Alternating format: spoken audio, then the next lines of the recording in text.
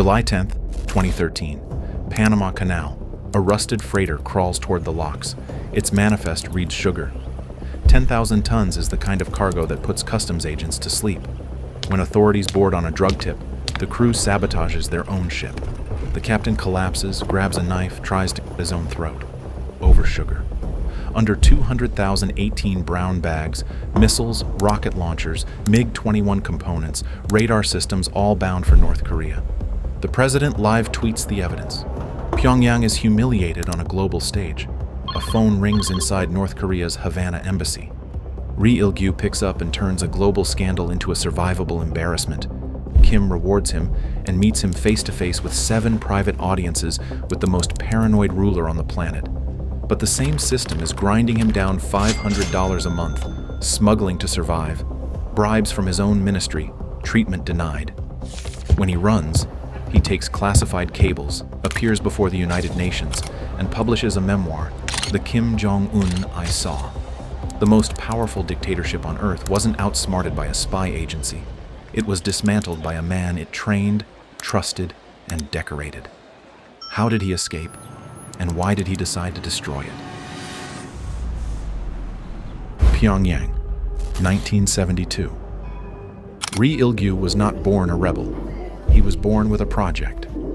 In North Korea's Songbun caste system, being born in the capital means the state has already stamped you as worth investing in. And the state invests early. Ri studies French and Spanish languages that turn a citizen into an instrument. He feeds through Pyongyang's foreign language pipeline into its foreign studies university, a factory line that stamps out diplomats the way a munitions plant stamps out shell casings. The curriculum doesn't teach diplomacy. It teaches performance. How to represent a state the world distrusts, in rooms full of people trained to detect deception. By 1999, he entered the foreign ministry. Here is the part most outsiders miss. North Korea's foreign ministry is not about treaties and cocktail receptions. It is about survival, revenue, evasion. Its job is to keep the country connected to the world without letting the world touch the country. Every diplomat is simultaneously an ambassador, a fundraiser, and a firewall. Ri becomes a Latin America specialist, Spanish-speaking, Cuba-focused. The Western Hemisphere is close to the United States, close to the cameras, far from Pyongyang's comfort zone. Most North Korean diplomats funnel toward Beijing or Moscow, where the roads are familiar and the allies are powerful. Latin America is different. It demands fluency in a language Pyongyang barely teaches, comfort in cultures that share almost nothing with the regime, and the nerve to operate thousands of miles from any backup. It also demands something harder to train the ability to appear normal, to attend receptions, to make small talk with diplomats from countries that consider yours a pariah state, to smile at people who would sanction you by morning if the politics shifted. Cuba is not just a friendly flag, it is a staging ground. A socialist cousin with a coastline 90 miles from Florida, a relationship Pyongyang can point to and say, "We are not alone." So when Ri is posted to the embassy in Havana by September 2011, it is not a vacation. It is a pressure cooker with diplomatic plates. Then July 2013 detonates. The Chongchon gang is seized, arms hidden under sugar. The crew fights like they're defending a nuclear launch code. The story burns across every wire service on the planet. Satellite feeds, front pages. The kind of coverage a regime built on secrecy cannot survive without consequences. And the consequences land exactly where Pyongyang feared, on the men who were supposed to make sure it never happened. Ri is sitting in Havana, serving a regime that cannot afford embarrassment, watching the president of Panama post his country's crime on social media. He knows what happens to officials when Kim is humiliated, so he stops sleeping. He works. Ri becomes a back-channel negotiator in a storm of sanctions, headlines, and wounded pride. Panama eventually releases 32 of the 35 crew members. The ship is freed after a fine. The captain and 2 officers face court, then are acquitted. None of that erases the scandal, but it keeps the scandal from becoming a hanging offense. And in Pyongyang, that counts as victory. Ri earns something rare, a personal commendation from Kim Jong Un. Think about the weight of that sentence. Kim is a man trained from birth to distrust everyone, a ruler who has executed generals for falling asleep in meetings, a leader whose inner circle operates on the assumption that loyalty is never proven, only temporarily undisproven. For Kim to commend you means you fixed something fear alone couldn't fix. It means you made his face look strong after the world laughed. And in a dictatorship, that is the most dangerous kind of valuable to be. That is how a diplomat becomes valuable in a dictatorship. Not by telling the truth, not by building bridges. By managing the dictator's humiliation, by absorbing the blast radius of every failure and returning it to the world as a controlled narrative. Ri has just proven he can do exactly that, which means the regime will ask him to do it again and again until he can't. But the very moment Ri learns he can rescue the regime from an international scandal, he also learns the regime will never rescue him. What does the perfect operative discover about the machine that built him? And what does the machine do to people who discover too much? February 12, 2019. Near Pyongyang's Sunan Airport, at the Kangkan Military Academy, senior foreign ministry officials are gathered. Not for a meeting, for an execution. Ri is not present. He says he cannot attend because he is being assigned to Cuba around that time. But the point of a public execution is never just the death. It is the echo. The man killed, Ri says, is Han Songriola, former vice foreign minister, accused of being a U.S. spy. Senior officials are forced to watch. Witnesses tell Ri afterward they cannot eat for days. The message is unmistakable inside North Korea. Your rank does not protect you. Your service record does not protect you. Your proximity is the danger. And what sits behind this moment like a shadow is Hanoi. Late February 2019, a summit between Kim Jong Un and President Donald Trump collapsed without a deal. In dictatorships, failed diplomacy is never a policy problem. It is a personnel problem. Someone has to pay. Ri later claims senior officials fall from grace after Hanoi, including former Foreign Minister Ri Yong-ho. If you're finding this story as gripping as I think you are, a like goes a long way in pushing it to more people who need to hear it. If a vice minister can be lined up and shot, what does a counselor have? Nothing, only utility. And utility has an expiration date. Now slow down, because this is where the story turns ugly in a quiet way. Ri is an elite diplomat. That is what the outside world sees. Inside, his monthly salary is about $500. $500 to represent a nuclear state, $500 to run interference against South Korea, $500 to carry out missions where failure ends in a military academy courtyard. So how do you survive? You hustle. Ri says he smuggles Cuban cigars, not because he wants to break the law, because he wants to eat. And once you notice that, everything shifts. The foreign ministry stops looking like a polished diplomatic corps. It starts looking like a survival racket in pressed suits. Other North Korean diplomats have been implicated in smuggling cigarettes, gold, ivory, and rhino horn across multiple continents. In 2017 alone, incidents involving North Korean diplomatic staff and illicit goods surfaced in Africa, Southeast Asia, and Europe. Diplomatic immunity is not a shield. It is a loophole. The regime demands loyalty, denies resources, then turns a blind eye when its own diplomats break laws to keep the mission funded. A criminal ecosystem dressed in foreign policy, and Ri says the humiliation never stops. At a forum in Seoul after his defection, he describes how North Korean diplomats abroad remove their lapel badges, the portraits of the Kim family, before stepping outside. He describes hating one question above all others. Which country are you from? Because the answer traps you between two Koreas. The South grows rich, global, and normal. The North grows isolated, suspicious, and punitive. And you are the man in the middle, wearing a suit on an empty stomach, pretending it makes sense. The regime tightens its grip through the oldest leverage on Earth family.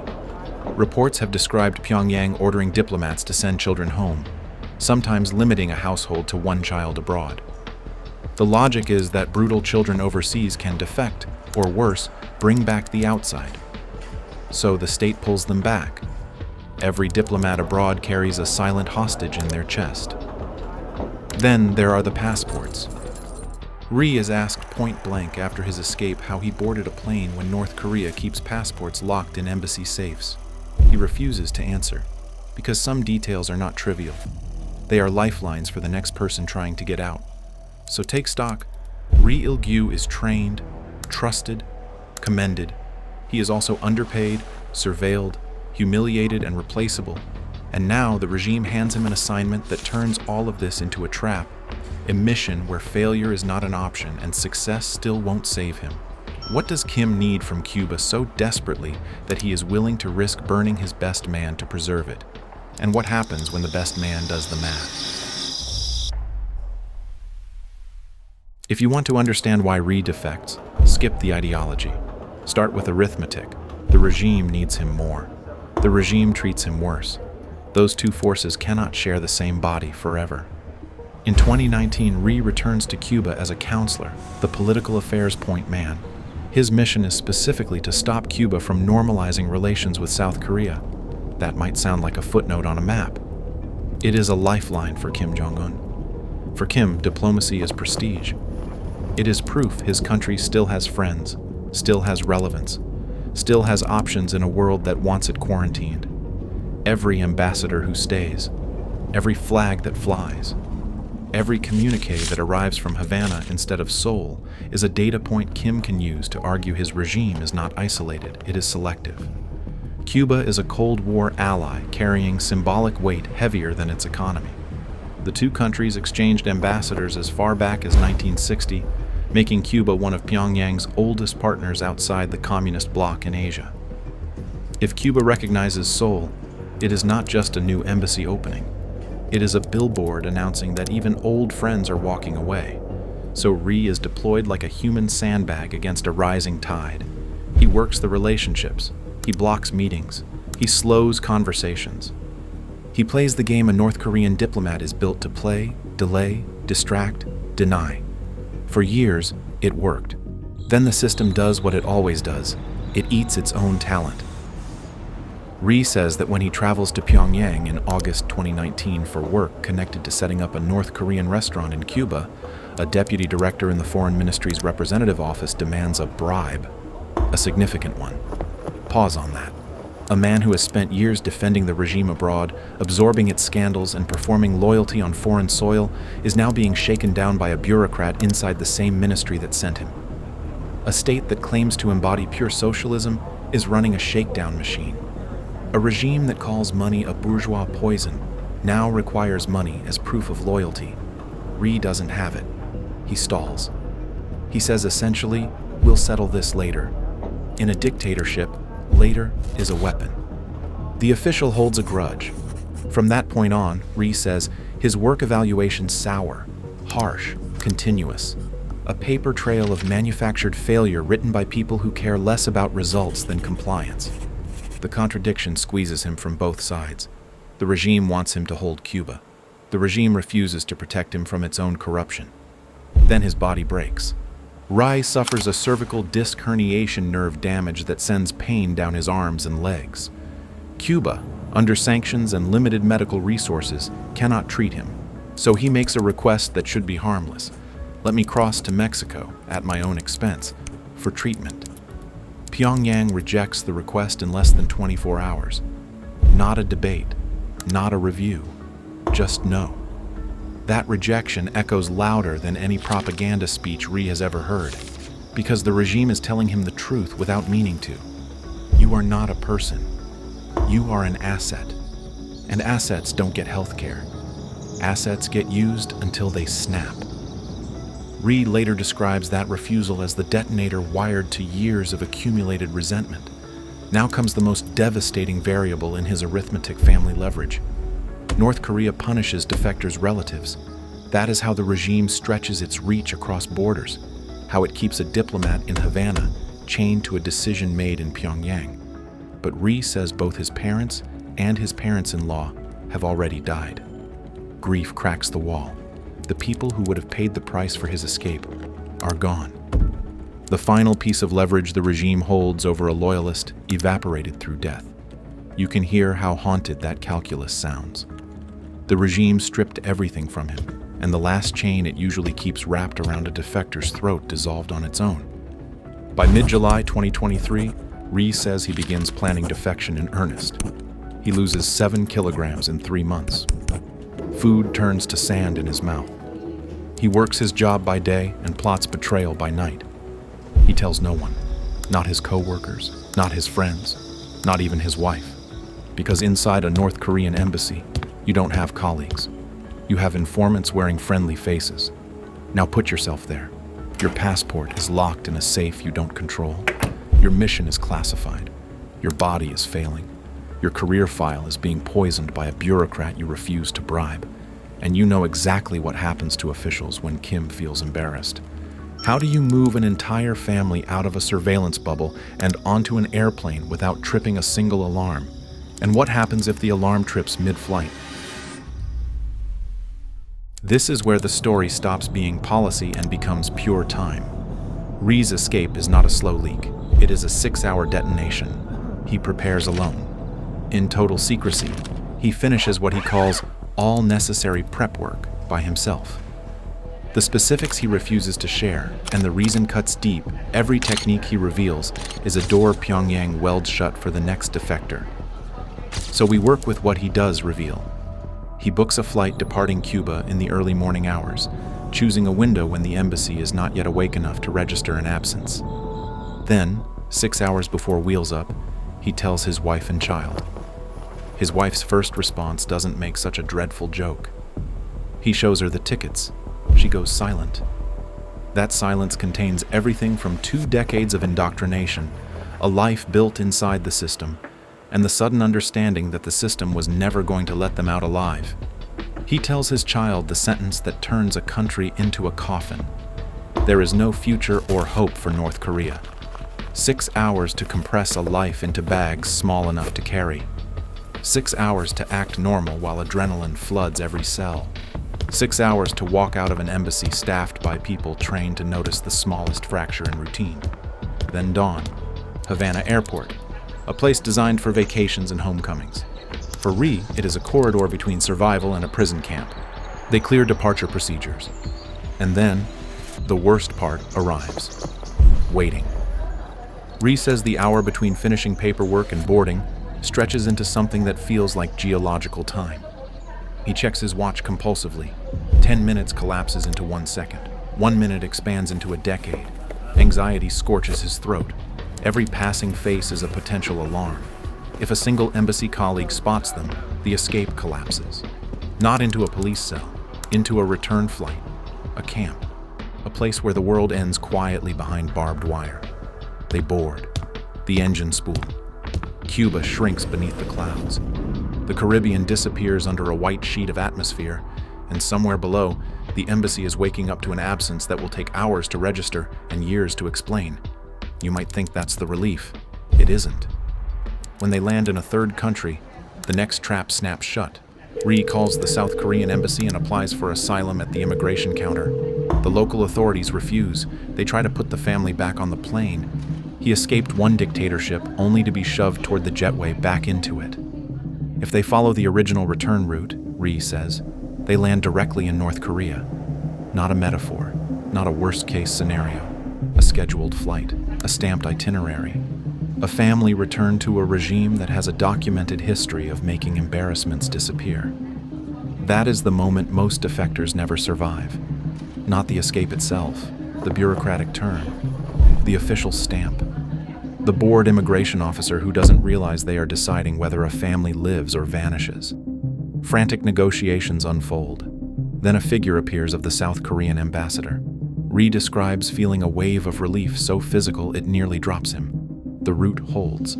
Third country to Seoul. A family lands in South Korea with no headlines, no parade, no anthem. Just breathe. About 9 months later, Ri lives under a South Korean government protection program. His location classified, his movements monitored not by captors, but by protectors.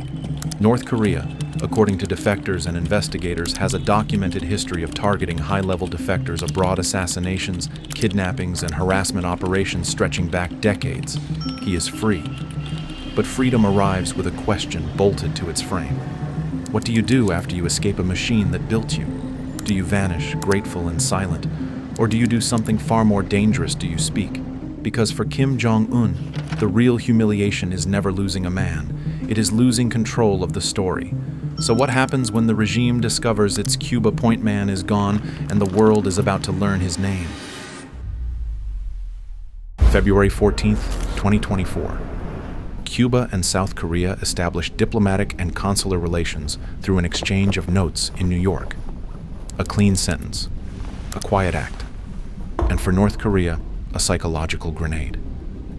Because that is the exact outcome Ri spent years fighting to prevent. His mission fails, and the irony draws blood. Ri doesn't fail because he is incompetent. He fails because the system that needs him also breaks him. The machine devoured its own operator, and then complained the factory line stopped. His escape could have stayed a secret.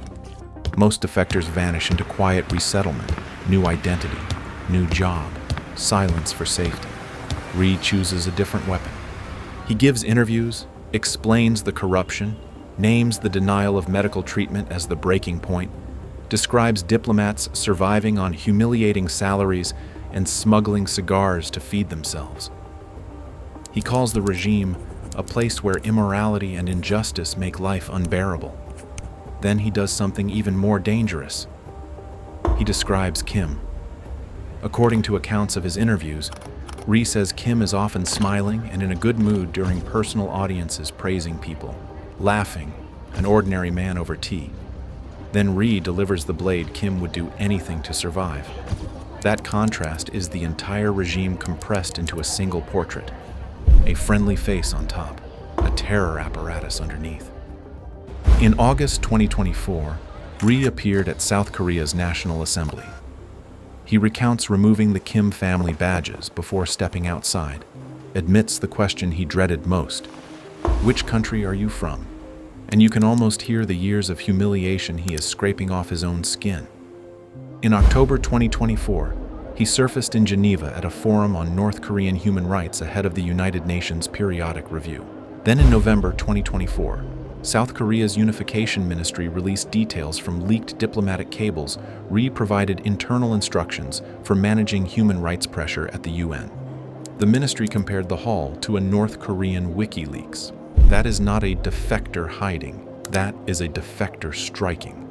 Meanwhile, South Korea raised terror alert levels at diplomatic sites overseas. The regime has a documented history of targeting defectors that makes the threat credible. October 9th, 2025. Tokyo. The Foreign Correspondents Club of Japan. Ri walks into a room full of cameras as a former counselor from North Korea's embassy in Cuba. He is the highest-ranking North Korean diplomat to defect and go public in years. He talks about his mission. He talks about the regime. He tells the room that even elites inside the system have no guaranteed free life or stable future. He describes the 7 meetings with Kim, the mechanics of the embassy system, the bribes, the fear, and he publishes a memoir in Japan, The Kim Jong Un I Saw.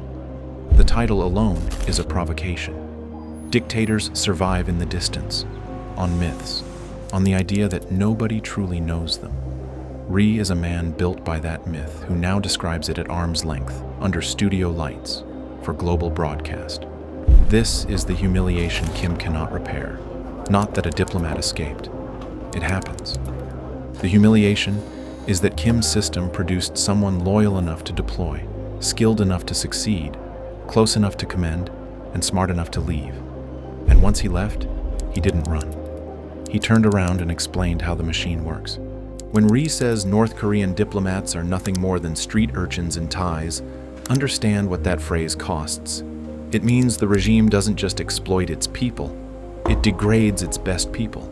It bleeds the very humans it depends on, then acts bewildered when they gasp for oxygen. Ri didn't betray Kim Jong Un. Kim Jong Un's system betrayed Ri, and the system manufactured the one thing it fears most: a credible witness who can translate the regime into plain language and broadcast it to the planet. If you want to see what happens when someone tries to penetrate that same system from the outside, watch the video on screen now. Capture, forced confession, executed contacts. Ri escaped by becoming a witness. This man got trapped by becoming one. Click here